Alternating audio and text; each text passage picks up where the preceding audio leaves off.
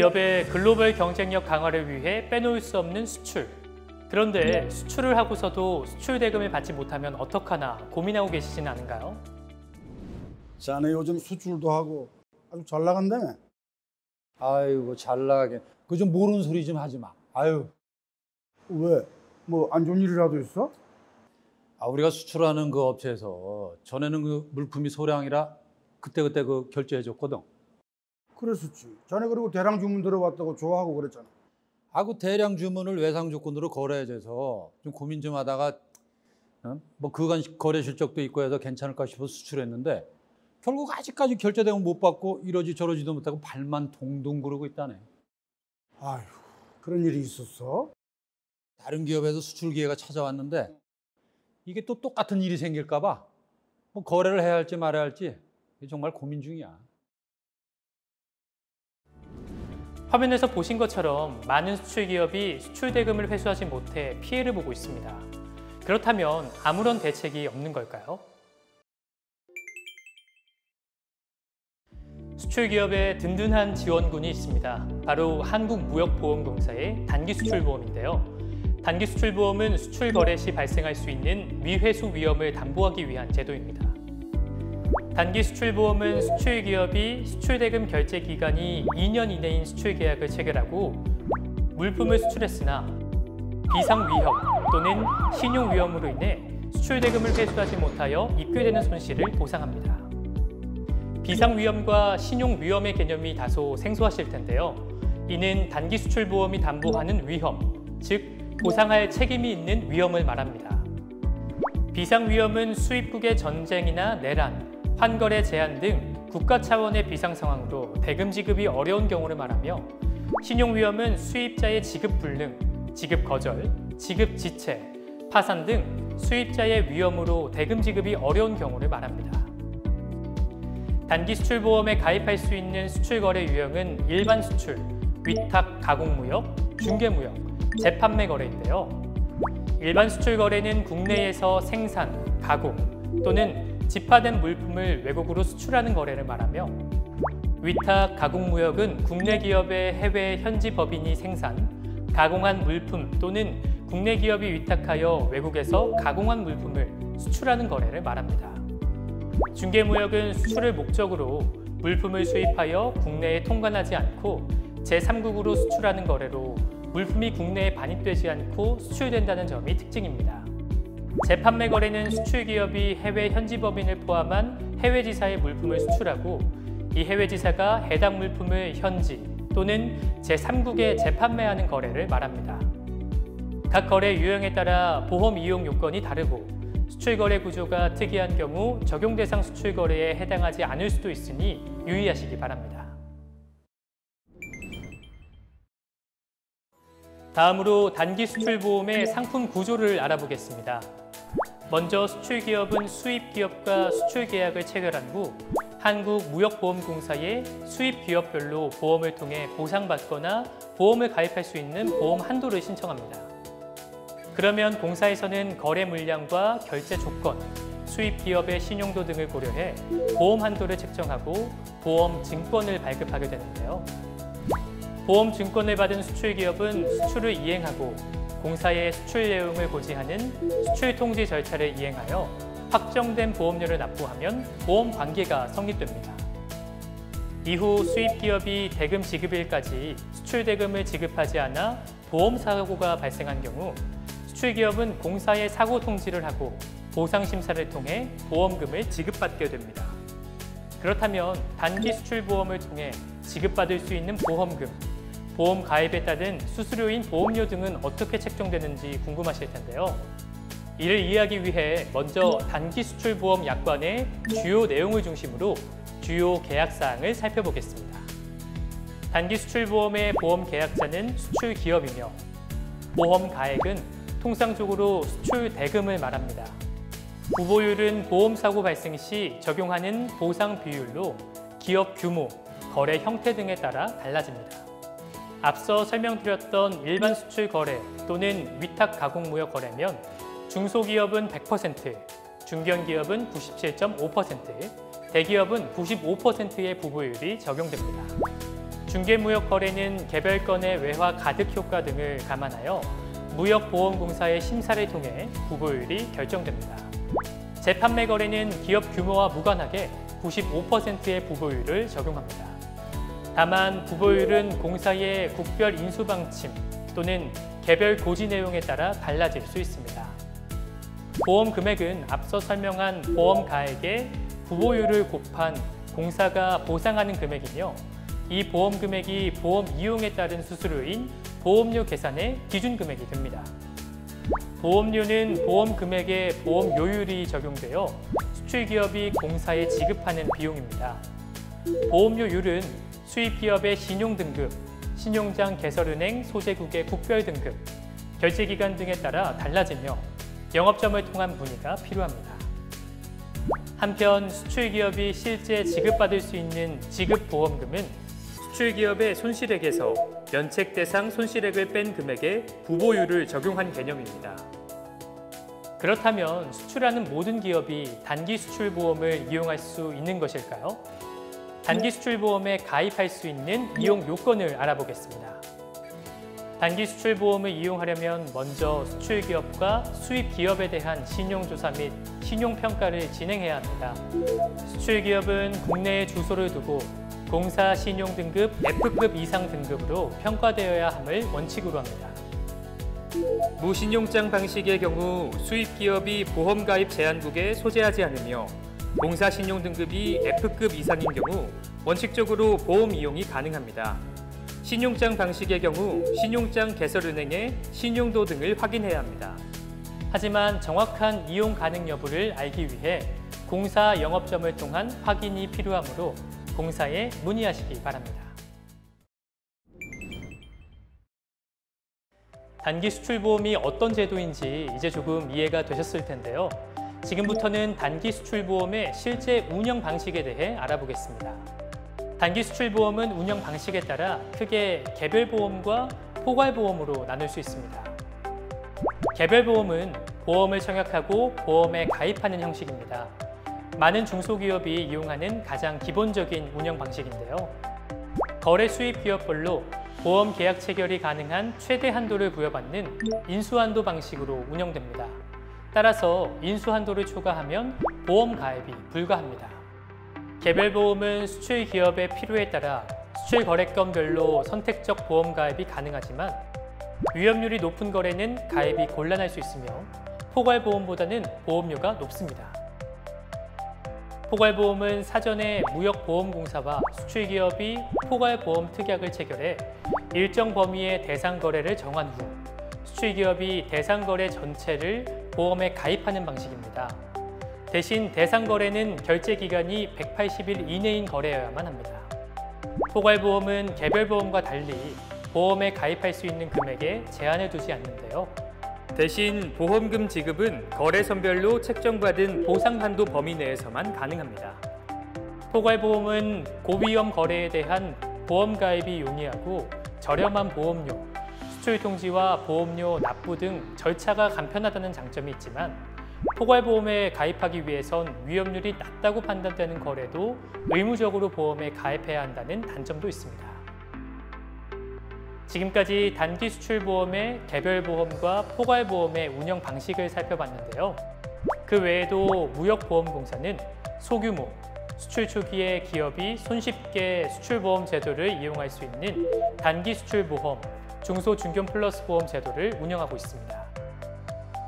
중소중견 플러스 보험은 앞서 단기 수출보험에서는 필수적인 수입자 신용조사, 인수한도 심사, 수출 통지가 생략되어 이용 절차가 간소하고 저렴한 보험료 이용이 가능합니다. 다만 이용 요건은 연간 수출 실적 5천만 달러 이하 중소 중견 기업으로 공사 수출자 신용 등급 G급 이상이어야 합니다. 따라서 수출 기업의 거래 수입 기업 현황과 위험 관리 방침 등을 고려해 적정한 운영 방식을 활용하시기 바랍니다. 그렇다면 단기 수출보험은 언제 가입해야 할까요? 그리고 보험에 가입하려면 어떤 서류들이 필요할까요? 수출 이행 전, 수출 이행 후, 대금 미결제 시 보상 단계로 나누어서 설명해 드리겠습니다. 단기 수출보험을 이용하기 위해서는 수출 이행 이전에 무역보험공사의 영업점 담당자와 보험 이용 가능 여부 및 절차 등에 대해 상담을 진행해야 합니다. 이후 대부분의 이용 절차는 공사 홈페이지 내 사이버 영업점을 통해 이루어집니다. 먼저 수출기업과 수입기업에 대한 신용조사 및 평가를 진행해야 하는데요. 수출기업의 신용등급평가를 위해선 공사 사이버 영업점의 신청 서류와 함께 기업의 최근 3년 재무제표를 업로드합니다. 또 공사 사이버 영업점 내 데이터베이스를 통해 거래 수입기업과 수입국의 신용정보도 확인합니다. 만약 거래 수입기업의 정보가 없다면 공사 사이버 영업점을 통해 거래 수입기업의 국외기업 신용조사를 신청합니다.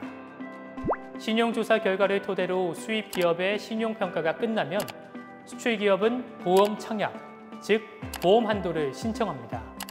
공사의 사이버 영업점, 단기성 보험 메뉴 한도 신청을 통해 신청할 수 있습니다. 무역보험공사는 수출기업과 수입기업의 신용도, 예상 거래 규모, 결제 조건 등을 고려해 수입자별 보험 한도를 책정하고 보험증권을 발급합니다. 보험증권은 한도 책정 시 수출기업에게 자동 발송되며 사이버 영업점에서 직접 발급도 가능합니다. 보험증권 유효기간은 최종 수출일로부터 1년이며 수출 통지가 없으면 한도 책정일로부터 1년이 지난 후 자동 소멸하므로 유의하시기 바랍니다. 다만 마이너스 통장과 같이 리볼빙 방식으로 운영되는 보험증권의 경우 수출 거래가 지속되어 보험을 계속 이용하는 경우 보험증권 유효기간도 계속 연장됩니다. 여기까지 수출 이행 전 보험 한도 책정 단계에 대해 알아봤는데요. 지금부터는 수출 이행 후 보험 관계 성립 단계에 대해 설명해 드리겠습니다. 수출 기업은 수출 이행 후 공사 사이버 영업점을 통해 수출 일자, 수출 금액, 수출 품목 등을 기재하는 수출 통지를 등록합니다. 수출 통지 기한은 개별 보험의 경우 선적 후 10영업일 이내이며 포괄 보험은 선적 후 다음 달 20일 이내입니다. 수출 통지를 누락할 경우 보험 관계가 성립되지 않으며 사고 발생 시 보상을 받을 수 없으니 유의하시기 바랍니다. 또한 수출 통지 등록 시 수출 통지 기한 경과, 수입 기업의 등급 분량 등 반송 사유에 해당되는 수출 통지권은 반송 처리되어 보험 관계가 성립되지 않으니 유의하시기 바랍니다. 수출 통지 입력으로 보험 관계 성립이 확인되면 보험료가 발생됩니다. 개별 보험은 선적일 다음 달 25일까지, 포괄 보험은 다다음 달 10일까지 보험료를 납부합니다.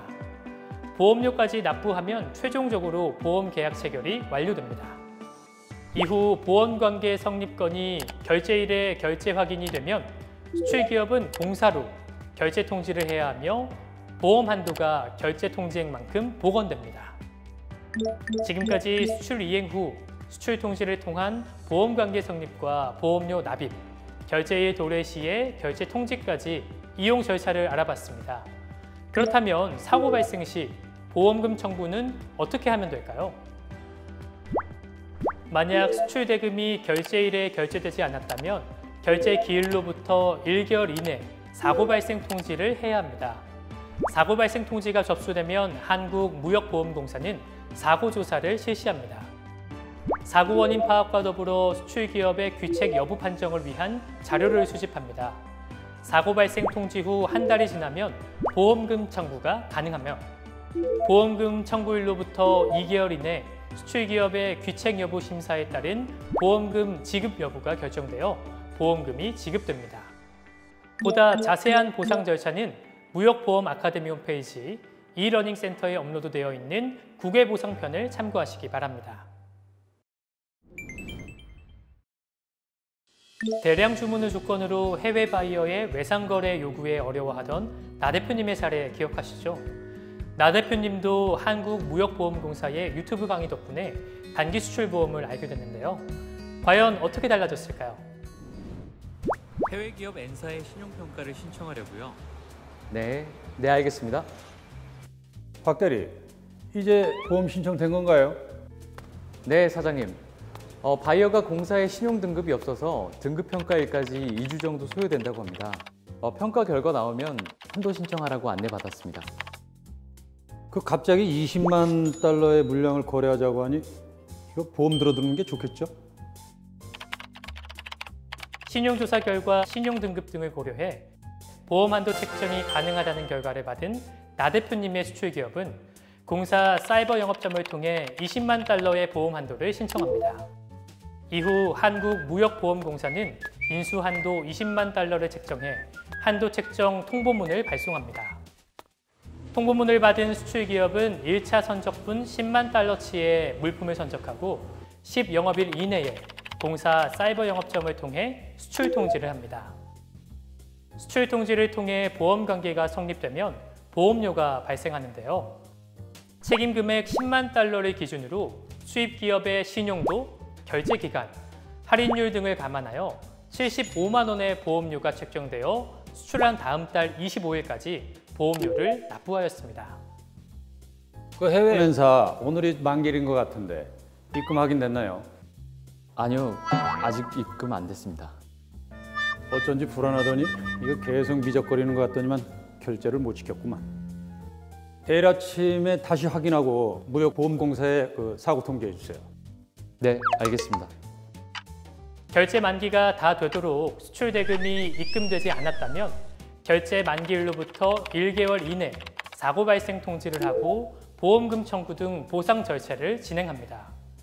만약 결제 만기에 수출 대금 입금이 확인되면 사이버 영업점에 결제 통지를 등록하고 보험 관계를 종결합니다. 나 대표님의 단기 수출 보험 이용 사례를 잘 보셨나요? 미리 가입해둔 단기 수출 보험 덕분에 나 대표님은 수출 대금의 100%를 보상받을 수 있었습니다. 보험에 가입하고 보험 사고가 발생했지만 면책 사항에 해당되거나 보험 계약자의 의무를 이행하지 않으면 공사는 보험금을 지급하지 않을 수 있습니다. 어떤 경우가 이에 해당될까요? 좋았어. 이제 배만 뜨면 되겠구만. 박 대리, 우리 저 단기 수출보험 가입된 거죠? 그럼요. 무역보험공사에서 한도 받았잖아요. 잘 계약했습니다. 아닙니다. 무역보험공사의 단기 수출보험은 한도 책정만으로 보험 관계가 성립되지 않습니다. 보험 관계는 물품 선적 후 10영업일 이내에 공사 사이버 영업점에 수출 통지를 하고 보험료를 납부해야만 성립합니다. 수출 통지 누락은 보험 관계 미성립으로 보상받을 수 없으니 유의하시기 바랍니다. 여보세요. 아니 그러니까 왜 이렇게 결제일을 미뤄요? 60일에 예상 거래인데 벌써 몇 달째입니까? 아니 1월 1일에 선적한 1차 선적분이 만기가 한창 지난 4월 20일에야 겨우 결제가 됐고, 그리고 3월 30일에 선적한 2차 선적분도 5월 30일자로 만기가 지났는데 계속 추가 선적만 해달라고 하면 이거 저희 곤란합니다. 벌써 6월입니다. 여보세요? 여보세요? 뭐야 이거 끊었구만. 박 대리, 이거 더 이상 안 되겠어. 사고 통지해 주세요. 단기 수출 보험이요? 네, 알겠습니다. 1차 선적은 늦었지만 다행히 결정됐고 2차 선적은 그 보험으로 커버되겠죠? 아닙니다. 지금 같은 경우라면 3월 30일에 추가 선적한 2차 선적분은 보상되지 않습니다. 원칙적으로 이전에 수출한 거래건의 만기가 3월 1일로 도래하였음에도 불구하고 만기일로부터 30일이 경과한 상태에서 3월 30일에 추가 선적한 2차 선적분은 연속 수출 면책 약관에 의해 면책됩니다. 즉, 수출기업이 동일한 수입기업에게 계속 수출하는 경우 이전 선적건의 수출 대금이 결제일로부터 30일이 경과한 날까지 결제가 되지 않은 상태에서 추가 수출한 건의 손실은 보상받을 수 없습니다. 연속 수출 금지 조항은 결제 기일이 경과하였음에도 불구하고 수출 대금의 지급을 계속 지연하는 수입 기업의 신용 상태가 악화된 것으로 봅니다. 신용 상태 악화가 예상되는 수입 기업의 추가적인 수출을 금지함으로써 보험 사고 발생 개연성이 높은 상황을 방지합니다. 박 대리, 그 해외 F사 오늘 만기인 것 같은데 결제됐나? 아니요, 아직 입금 안 됐습니다. 거기는 계속 밀리고 있네. 응? 안 되겠어. 이번 저 수출하는 거는 미리 단기 수출 보험을 가입하자고. 네, 사장님. 그런데 해외 F사는 이미 미결제된 건이 있잖아요. 이런 사실을 무역보험공사에 알려야 할까요? 아이, 그런 걸 왜 알려? 그냥 이번 가입건만 잘 정리하면 되지. 아닙니다. 같은 수입 기업과 이전 거래에서 발생한 미결제건은 수입 기업의 신용도와 결제 태도에 관련된 아주 중요한 사항으로 반드시 공사 앞으로 고지해야 합니다. 한국무역보험공사는 약관상 공사가 서면으로 요구한 사항 및 기타 손실을 입을 우려가 있는 중요한 사실을 공사에 알리도록 규정하고 있습니다. 청약서상 만기일 연장 경험, 만기 도래 미결제 내용 등을 기재토록 하고 있는 바 정확한 사실관계를 기재해 주시기 바랍니다.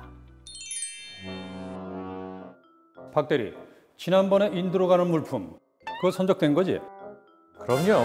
이미 끝났죠. 그 지금이라도 보험 가입할 수 있나? 이거 아무리 생각해도 좀 찜찜해서. 보험이라면 단기 수출 보험이요? 아닙니다. 이미 수출 물품을 선적한 후에는 단기 수출 보험 가입이 불가능합니다. 공사의 한도 책정 소요 시간을 감안해 수출 기업은 선적 이전에 보험 한도를 신청하여 선적 전에 한도 책정을 받으시길 바랍니다. 만약 물품을 선적한 이후 한도 책정을 받았다면 한도 책정 이후 선적건부터 보험에 가입할 수 있습니다. 대표님, 해외 N사 100만 달러 결제됐습니다. 100만? 우리가 수출한 게 얼마지? 그 300만 아닌가? 네, 총 300만 달러요. 여기서 먼저 선적한 200만 달러는 단기 수출 보험에 가입되어 있고요. 나머지 100만 달러는 보험 가입 없이 자체 신용으로 처리했습니다. 그럼 지금 만기일이 지난 건가?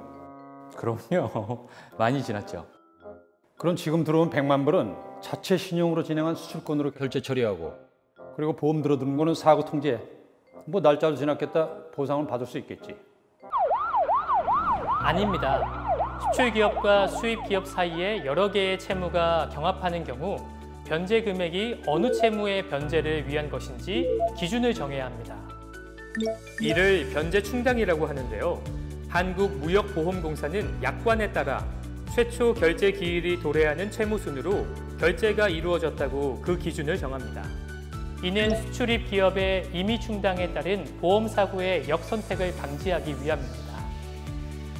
따라서 수입 기업으로부터 회수된 100만 달러를 나 대표님은 만기일이 제일 늦은 보험에 가입하지 않은 수출권부터 충당했으나 공사는 최초 만기 도래 순으로 변제 충당하기에 수출기업은 사고 금액의 일부만 보상받을 수 있습니다.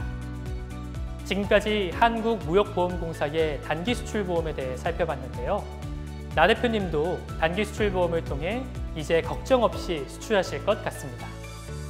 수출 과정에서 생기는 걱정과 고민, 이제 단기 수출보험과 함께라면 안심할 수 있습니다. 수출기업의 든든한 동반자, 한국무역보험공사가 함께하겠습니다.